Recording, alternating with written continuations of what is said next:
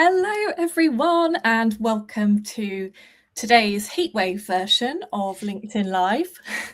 For those of you who don't know, I'm Tilly, I'm not the managing marketing, the marketing manager at Launch. I'm just taking over the whole company now. So today we're looking at some massive shifts coming out of Google, which is affecting how people buy from brands, how they search, and how you as marketing leaders need to adapt to protect your pipeline. I'm joined by two of our experts at Launch who are going to talk us through these changes and help you stay ahead of the curve. Please feel free to drop your questions in, even if you're watching on catch up, and one of us will get back to you.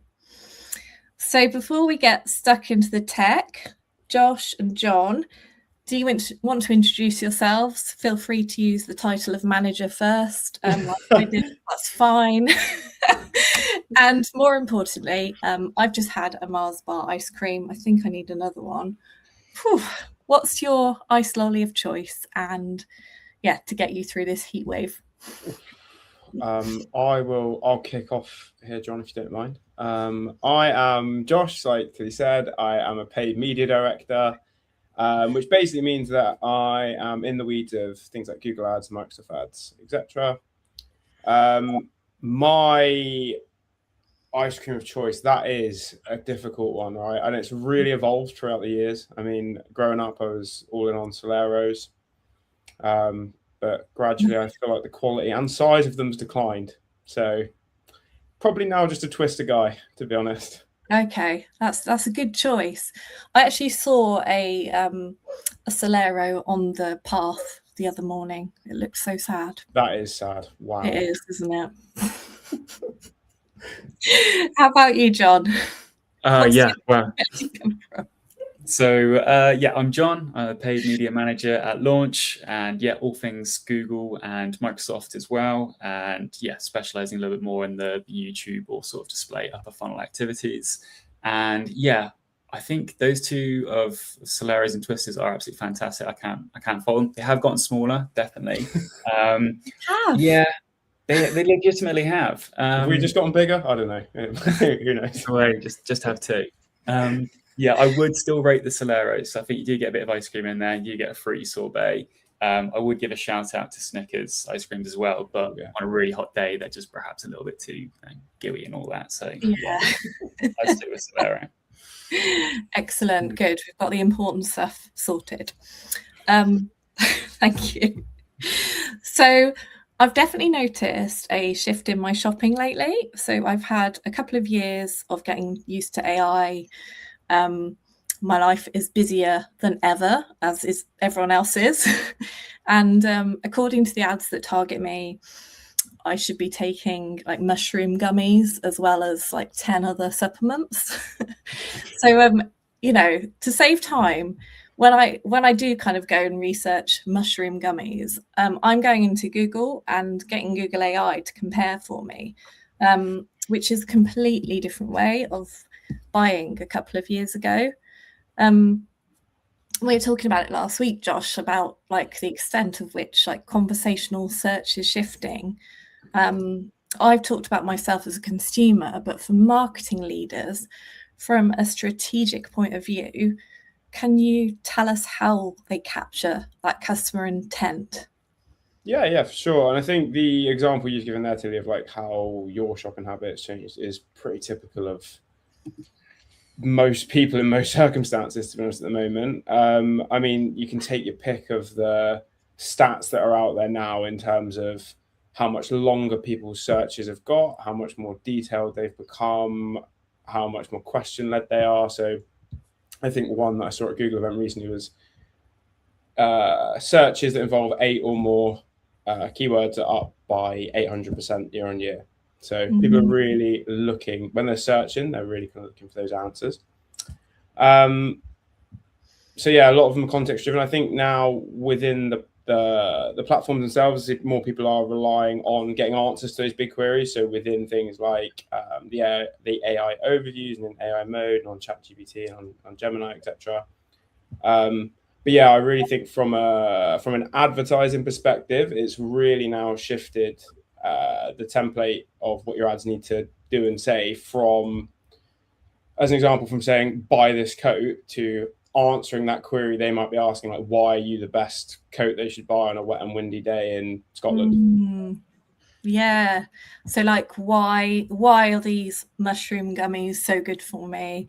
And yeah, I'm kind of saying what are the most potent ones while being the cheapest ones as well, rather Yeah, than just exactly right. saying, Like in that example, like an ad that's just telling you to buy them isn't answering what you're asking. It's just saying buy them. Whereas if you can get the ad to really tailor into what you're after specifically and answer that, you've got a much better chance of even initially getting that click through, but then also that user going on to purchase as well. That's really interesting. Okay. Go on, carry on. And like obviously, I know you mentioned there about how the advertising platforms and things like that are really, I guess, adapting into how that shift's happened. Like obviously, Google will be more aware of this shift than anyone.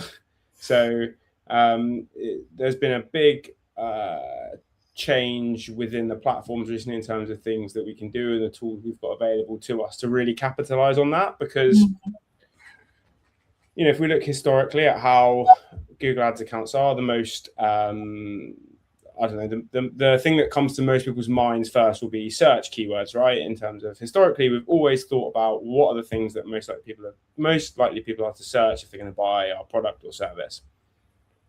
With that big uplift that we spoke about in how conversational searches are now, that is borderline impossible to predict all of the different ways people might look for you.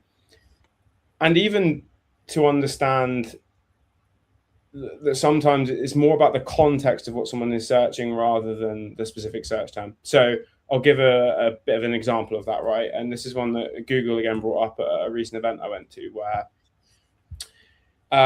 they used the example of someone who's selling espresso machines. Okay. And they said that basically, the example there being that someone might be researching specific brands and types of espresso machine for weeks on end, but their last search might be perfect housewarming gift for my neighbor or whatever it might be. Wow. And then that might be the moment that you need that ad to show because that might be the time they're ready to purchase. Whereas historically, that's not a keyword you might have included, or it might even be a search term you'd have added a negative against. Okay, so it's a lot more complex than it was before. Exactly right. And that's why now search terms are still a super important part of our job and super important to understand what you're showing up for. But the context and intent of them is what's really important. So I think more now than ever, we need to be open to wider pools of searches because the way people are searching is different. Yeah. Okay. And what about like if Google is using AI so much and the algorithms, like what I suppose the concern for marketing leaders would be, what if it starts going a bit off piece? Is there anything you can start to kind of like, is there anything you can put in place to make sure it doesn't do that? For sure. And that is 100% something that will keep people up at night in terms of not only what type of searches are we showing up for, but also how are our ads displaying when people are searching for these things, right?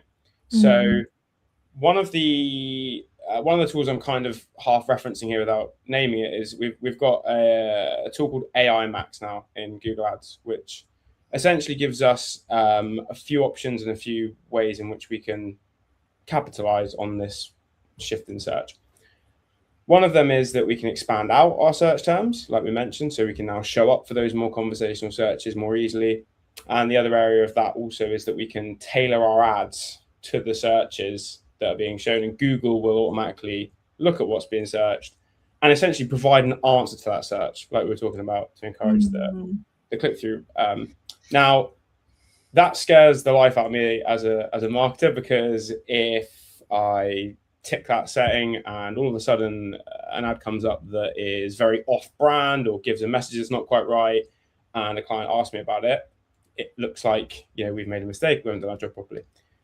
I think that has been fed back into Google very strongly, those concerns. And to be fair, developments have been made in the product offering pretty recently whereby people can now add in a whole load of guardrails against from a messaging point of view. So for example, you can give up to, I think it's 40 guidelines and essentially prompts you can give Google to say, don't talk about this, don't call us the cheapest, don't include competitors' brand name, don't say that we're the best in the world, whatever it might be. But then you can really hone in on what you do want to say as well. And you can see examples of the kind of assets that Google might serve up based on the information you've provided. Okay. Oh, well, that is reassuring that there's like some guidelines in safety guards in place. Exactly. And I think that'll only develop over time, because if there's something like that that's a barrier to entry for people, then Google are going to want to remove that, because ultimately they want people to use the tool. So it's been it's a really useful tool. It's definitely worth keeping an eye on things. Like it's always something that needs monitoring and optimizing. But it's definitely in a lot safer place to use, I would say, than it would have been a couple of months ago. Okay, thanks, John. So, sorry, I called you John, but I'm going to John now. So, John, you recently attended Google Marketing Live and to get the latest updates, and you raised a brilliant point recently about Google taking it a step further and making the YouTube shopping journey completely frictionless. How exactly is YouTube taking this idea of zero friction to the next level for advertisers? So I guess they know their audience very well. They know they've got a great reach across all sort of diversities and demographics, and they know that the video ads themselves work strongly to kind of directly generate sales in the same way that shopping channels from back in the day can generate sales, of which they are still up and running. But in terms of how they're trying to remove the friction part of ecom, it's just, and this is a bit of an upcoming feature, it is live in the US and it's yet to kind of be rolled out across the UK and other European markets. But it's a very simple thing, and it is the case that where you will see a ad within a mobile sort of setting, you'll see the video ad content, you'll see the name, you'll see the brand, the logo, and then you'll start to see the product thumbnails themselves of the very item that you've just seen a video ad for. And the small thing they're doing there is just to have a buy it now feature. And like I say, it is incredibly simple, but by clicking on that link, you will immediately be directed towards the retailer's page itself. So it's fast tracking that process.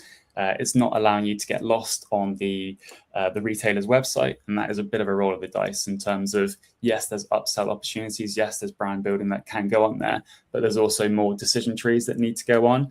People get distracted. They could see a prompt that reminds them to go off and buy a gift elsewhere and so on. It's like I say, it's a roll of the dice. So by them trying to narrow it in, is just to be saying, we believe this might be an impulse purchase. And we think if you've kind of responded to a compelling ad, maybe the best chance of conversion is just to really kind of guide you towards that transaction page and just kind of minimize those friction points. So that, I think, is a small but massive change. And we've seen it in the past with things like Amazon, where they've introduced a one-click purchase button. That's something they had patented, something that was massive for Amazon and for even Apple to license it. And it's estimated to have generated that incremental gain of billions in revenue every year. So this is kind of where I would tip it as being huge.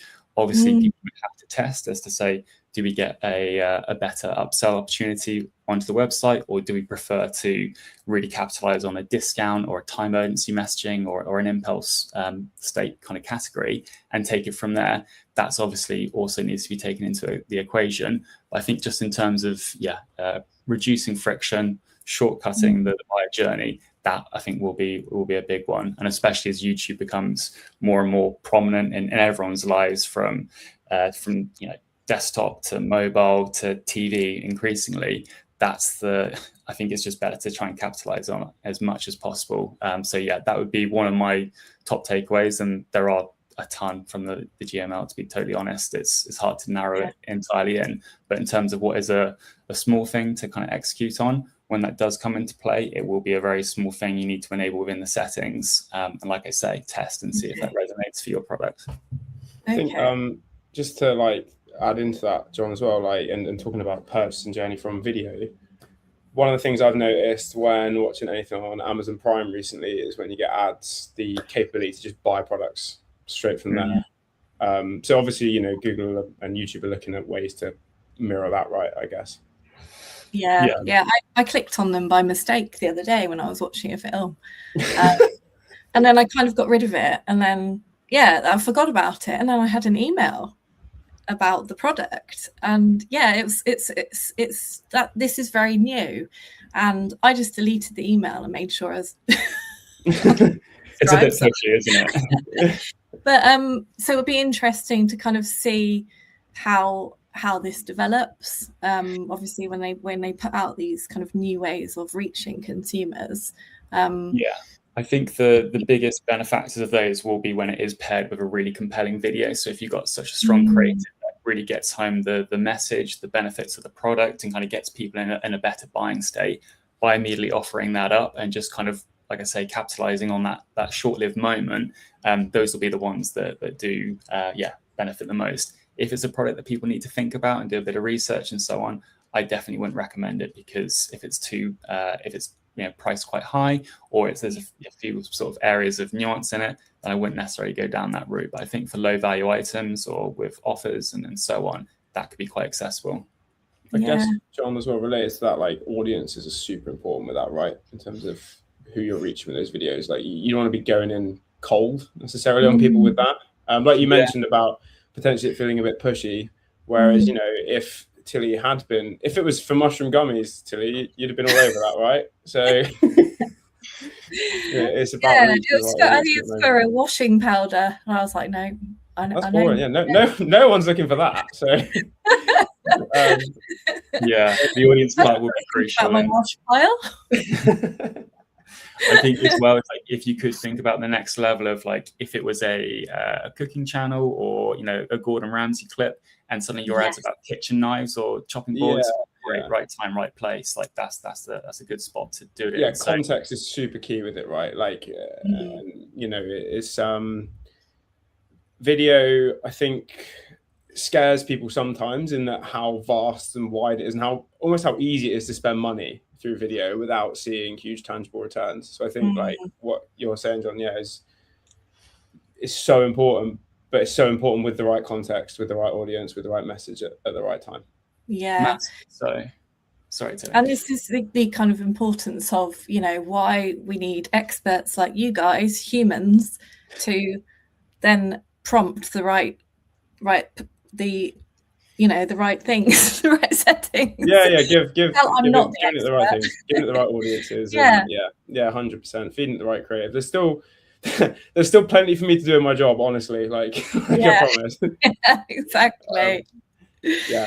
And like YouTube, it's the largest streaming platform in the UK and the US. So it's bigger than Netflix, Amazon, and Disney.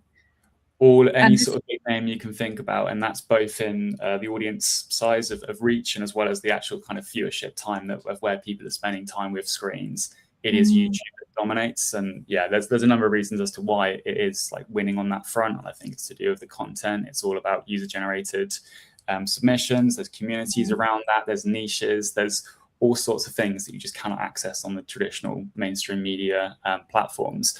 And I don't think they will play catch up with that. It's just such a different ball game.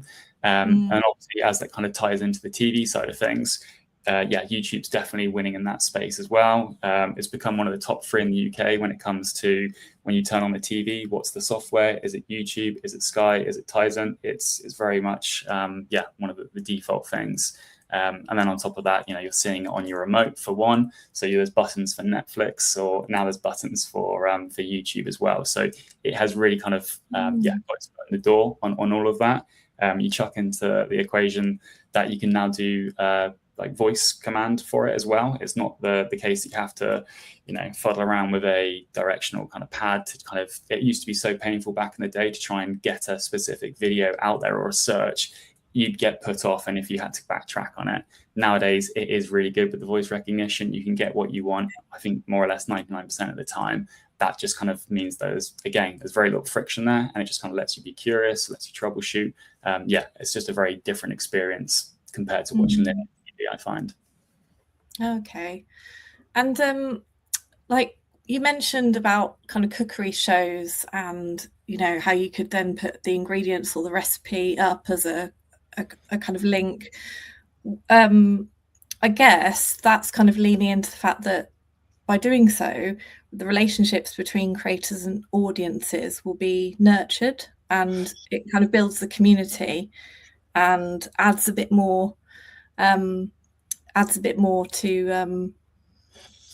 the authenticity and the connection. It's a lot more like relatable, and it could be the sense that maybe this content producer is doing something that features your product directly, and that could be an unintentional sort of representation, or it could be something that is specific. And YouTube now is kind of opening up the door on those creator partnerships that you'll see in beta and in some accounts. And it's basically, there will be a library of creators that are available to do partnership deals, and you can find out if they are already talking about your brand, what sort of topics they have, all of their kind of audience analytics as to why they might be a good fit for your product or service. That's fairly new, and being able to leverage that means that you can effectively go into the video market, because you're not relying on your own in-house production. You'd be saying, I recognize that this creator they've got a following, they know how to make content, I like what they do, I just kind of want to back them and kind of give them that boost they need to be more prominent. And obviously they win through being monetized off the back of that. So you can definitely leverage those communities and those relationships and those placements as well. I think the world of video is just coming along in such a strong way. There's so many different ways you can kind of leverage it to your advantage. Just lots of digging around and obviously speaking to us. I think as well, like from an advertising point of view, I'm sure loads of people will be aware of this, but if not, like obviously a big part of YouTube and the way we target people is through audiences. So it might be what they're interested in, it might be a remarketing list, for example, that we target, but also we can target people through placements. So kind of like we're saying here about John's giving the example of a cookery show, or Gordon Ramsay clip, whatever. Let's go with cookery show. That, if I'm selling kitchen knives, great. That's a good place to show it, right? So rather than targeting the audience there, we're targeting the placement, because we're assuming by association, people watching that could be interested in our product. So again, it's just thinking about ways of, again, like I touched on with YouTube being so vast and so big and so wide, finding the right niches for your product and services and being strategic in how you target and where you target is super important. So you really get that kind of tangible return on it. 100%. Okay. I think it's very much like TV advertising. Like if you remember from back in the day, you're watching kids' cartoons on the weekend. The adverts you're going to see are for like water guns, for remote control cars, figurines. Like no one's trying to like put in a car advert there. Like you have to kind of meet the audience where they're at, what they're actually kind of consuming. So take it back a little bit. Yeah. Okay, so to wrap things up then, what are kind of the main pitfalls that marketing leaders need to dodge in the next few months, and what are some quick wins that they can pocket right now? I can go with that. I can cover off a bit of both of those actually with a really clever answer. Okay. So I think the first part of that is, don't be afraid of all this opportunity. Like, it sounds scary as soon as you say AI, and it gives people a feeling of helplessness or being out of control of something. It's about embracing it in the best possible way, in the safest way, and in a controlled way. So with AI Max, a feature I spoke about earlier, the best way for me, as someone who is cautious by nature, some might say boring, but I'll go with cautious. The best way for me to bring that into my clients' accounts is through experimenting with it. So in a safe and controlled way, we'll have a standard campaign that won't have AI Max enabled on it. So just carry on ticking as normal. That will take up 50% of the budget. The other 50% will have a feature or the features of AI Max enabled. And we can directly compare and contrast the performance and behaviors between them, so that we can make informed decisions if it is working, if it isn't. And you're not going 100% risk on it and saying we're going to cannibalize all the good work we've done before. So it is now the time to really embrace this shift, and I don't see it going backwards from this position in terms of how people are searching. So very much now is the time to get on board. Make sure your ads are becoming answers and you're not just saying buy from us, because right now it's not enough. People want personalized experiences. And then for me, I'd say, yeah, for one, don't sleep on YouTube. Like, don't be a naysayer in the sense of like, you don't feel like video ads can sell things or the audience isn't there. They absolutely are. All of the stats and kind of physical parts of it do show that that's where people are at. Secondly, do put effort into your kind of creative as well. Like, do make sure that you are running it past people, making sure if it does resonate with what it is that you're trying to do. That is obviously, like, I think one of the bigger parts of the whole video ad strategy is to make sure your creative is compelling, does resonate, does actually have like an achievable outcome. And then thirdly, I would say, yeah, do the research and the homework on where is most suitable to show it. So don't necessarily just go for video placements itself. Try and find channels as a whole that do resonate, because that channel in itself could contain, you know, thousands of videos that are all appropriate. So if you get one of those right, you can kind of earn yourself, you know, thousands of videos in the setting. So yeah, think a lot more about who it is that is ideally watching the video, where they're going to be at, and then how you kind of meet them in market. Brilliant. Thanks, guys. So before I let you go, and feel free to pop questions in, just a reminder. We can answer them later if you're watching on catch up. So some very current advice would be appreciated. What are your best hot weather home hacks to survive the rest of this afternoon? Because I'm really hot. Well, apparently the only strategy or hack that I have is to dig out a 1-foot fan from the loft and put it about a yard away from me and just hope for the best. Wouldn't recommend. I tried the bowl of ice in front of the fan, and it does work for about 5 minutes, and the ice melts. Like, I haven't got an ice cave, so funnily enough, they don't make them with new builds, unfortunately. They should do. There's a gap in the market there. How about you, John? How are you staying cool? Well, speaking of caves, I do believe in the cave system. So I think all the screens, all the curtains need to come across and just, black out the sun pretty much, because yeah, the moment that gets in, I've noticed a big difference in just kind of keeping everything dark, certainly on one side of the house. And then, yeah, keeping all the windows and doors shut, because overnight it's kind of where you get all the cool air in. So it's just trapping that in. Yeah. Brilliant. Well, a huge thanks to you both, Josh and John, for breaking everything down today. And thank you to everyone for watching. It's definitely not the end of us sharing these learnings. Our team have so much expert advice to share. So please get in touch. I will pop a QR code in a moment, not as swiftly as Jay manages to do it, but I will get it up there. There we go. Ta-da! Hey. And also we'll be posting a blog shortly, and we're working on a white paper, which will go into a lot more detail. And if you want to watch another video, you could go and watch one of our talks from the CMO's Guide to Bristol, which is the future of paid media. So, ta-da! I've popped that one up there too. And finally, I'm going to put our contact page as well, but they're all layering over each other, so I'm going to pop that one back there. Thank you so much, guys. Yeah, likewise. Thanks for joining us. Thanks. Bye. Bye.